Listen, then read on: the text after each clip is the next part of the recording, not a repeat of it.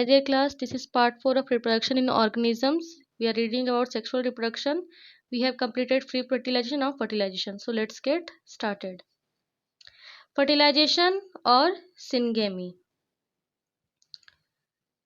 Fertilization, it is the process in which the fusion of male and female gametes takes place to form a diploid cell called zygote. इसका मतलब ये होता है कि fertilisation एक ऐसा प्रोसेस में मेल और फीमेल गैमेट्स फ्यूज होते हैं और एक डिप्लॉयड सेल फॉर्म कर, इसको हम बोलते हैं ज़ाइगोट.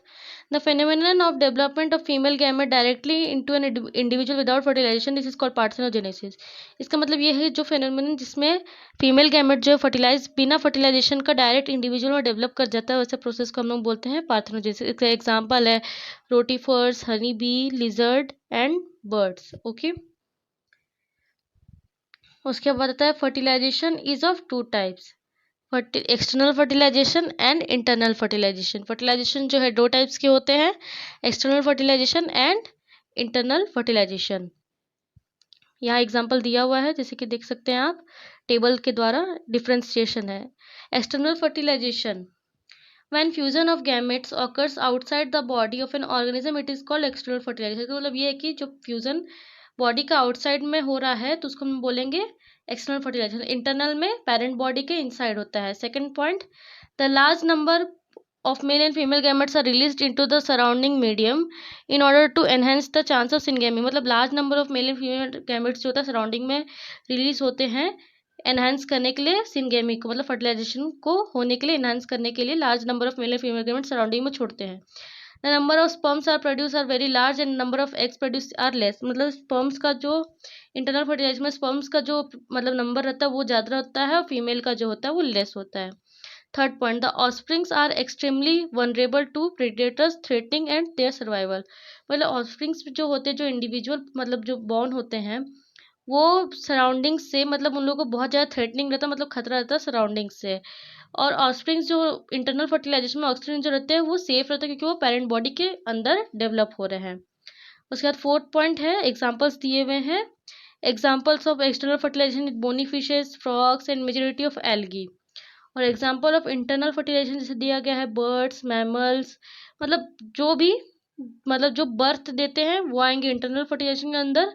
और जो एग ले करते हैं मेनली उन लोग को बोलेंगे हम लोग एक्सटर्नल फर्टिलाइजेशन. मतलब जैसे कि फिशेस हो गए वगैरह वगैरह, ये सब जो आते हैं वो एक्सटर्नल फर्टिलाइजेशन में आते हैं. और जो फर्टिलाइज्ड एग ही देते हैं, ठीक है, मतलब जिसके अंदर ही फर्टिलाइजेशन हुआ, मतलब फ्यूजन हुआ, सिंगेमी मतलब ऑकर हुआ, उसी को हम लोग बोलेंगे internal fertilisation.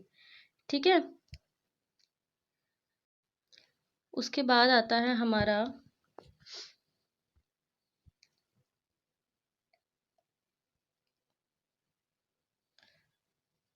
Post fertilization. This includes the development of zygote and embryo after fertilisation.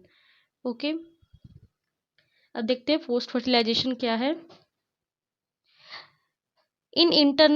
In external fertilization, zygote is formed in the external medium, whereas internal fertilization zygote is formed inside the body of the organism. जैसे मैं पहले ही बताई थी, external fertilisation में जो zygote होता है body का, पेरेंट बॉडी के बाहर फॉर्म होगा, और जो इंटरनल फर्टिलाइजेशन उसमें zygote जो है पेरेंट बॉडी का इनसाइड फॉर्म होगा. Further development of zygote depends upon the cycle, life cycle and environment. Further development of जो zygote का वो लाइफ साइकिल और उसका एनवायरमेंट पर डिपेंड करता है. Zygote ensures the continuity of species between organism of one generation and next. Zygote जो होता है वो ensure करता है continuity of generation and species. Okay, and next, in algae and fungi, the zygote develops a thick wall to resist the desiccation and damage. In algae और fungi में जो zygote होता है एक thick wall क्रिएट करता है जो desiccation means सड़ने से एंड डैमेज से बचाता है. Okay, in haplontic life cycle, the zygote undergo reductional division to form a haploid organism. जैसे कि जो हैप्लोन्टिक लाइफ साइकिल होता है, जो जाइगोट होता है उसमें रिडक्शनल डिविजन के मतलब अंडरगो हो जाता है, जिसको हम लोग मियोसिस भी बोलते हैं, हैप्लॉइड ऑर्गेनिज्म फॉर्म करने के लिए. In diplontic life cycle the zygote undergo mitotic division. Diplontic में जो जाइगोट होता है वो माइटोटिक डिविजन के अंडर जाता है. ठीक है, उसके बाद आता है embryogenesis, the process of development of embryo from zygote is called embryogenesis. इसका मतलब ये है कि जो प्रोसेस इसमें जो जाइगोट है वो एम्ब्रियो में डेवलप किया, उसी प्रोसेस को हम बोलेंगे एम्ब्रियोजेनेसिस।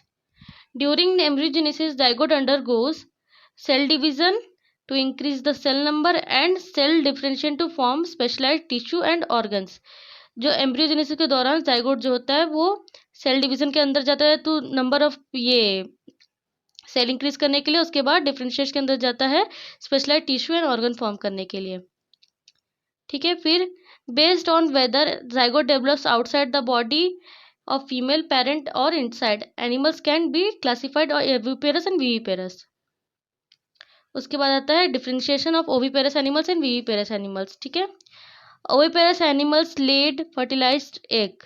ठीक है, viviparous animals give birth to their young ones. Oviparous animals जो होते हैं वो एग ले करते हैं, विविपेरस जो होते हैं वो यंग वंस को बर्थ मतलब give birth to their young ones. The fertilized eggs are calcareous shells and young ones hatched out of after a period of incubation. और उसके बाद द फर्टिलाइज्ड एग वो जो और जो विविपेरस में होते हैं वो फीमेल बॉडी के इनसाइड डेवलप करते हैं और उसमें कोई भी कैलकुलेस सेल नहीं होता है। ठीक है, chances of survival of young one is less as the female lay eggs in the environment। जो chances of survival होता है ओविपेरस एनिमल्स में वो कम होता है क्योंकि जो फीमेल होती है वो इन्वायरमेंट में डायरेक्ट ले करती है। और viviparous animals chances of survival of young ones is more because the proper embryonic care and protection inside the mother's body. मतलब विविपेरस में चांसेस ऑफ सर्वाइवल ज़्यादा होते हैं क्योंकि उसको प्रॉपर एम्ब्रियोनिक केयर मिल रहा है और जो प्रोटेक्शन मिल रहा है फीमेल बॉडी के अंदर है क्योंकि वो। इसका एग्जाम्पल है रेप्टाइल्स, बर्ड्स एक्सेट्रा। इसका एग्जाम्पल है majority of mammals including human beings. Okay, उसके बाद in flowering plants the zygote is form inside the ovule where zygote develops into an embryo. जो फ्लावरिंग प्लांट्स होता है जाइगोट जो होता है इनसाइड द ओव्यूल फॉर्म होता है और जो जाइगोट होता है वो एम्ब्रियो में डेवलप करता है। यहाँ डायग्राम दिया गया है फ्यू काइंड्स ऑफ शो मतलब फ्रूट शोइंग सीड्स, जैसे कि एस का मतलब है सीड एंड पी का मतलब है पेरिकार्प। ओके, जैसे कि फर्स्ट है, जैसे कि आप देख पहचान ही पा रहे होंगे कि ये पी का है। ठीक है, जैसे कि यहाँ देखिए ये सीड है, ये पेरिकार्प, फिर ये सीड है, ये पेरिका, ये टमाटो का था, ये सीड है, ये पेरिकार्प, ये भी सीड है और ये पेरिकार्प। ओके, उसके बाद आता है the fertilised ovule develops into seed and ovary develops into fruit.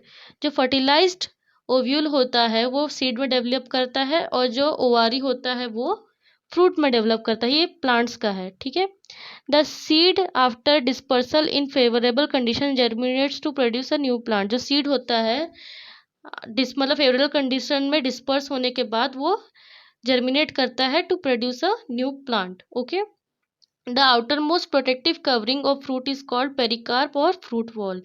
जो आउटर मोस्ट कवरिंग होता है फ्रूट का जो मतलब उसको हार्मफुल कंडीशन से मतलब प्रोटेक्ट करता है, जैसे कि कोकोनट का आउटर जो शेल होता है जो वो अंदर के कोकोनट का फ्रूट को प्रोटेक्ट करता है, वही आउटर कवरिंग को हम लोग बोलते हैं पेरिकार्प। ओके, यहीं पे हमारा ये चैप्टर खत्म होता है।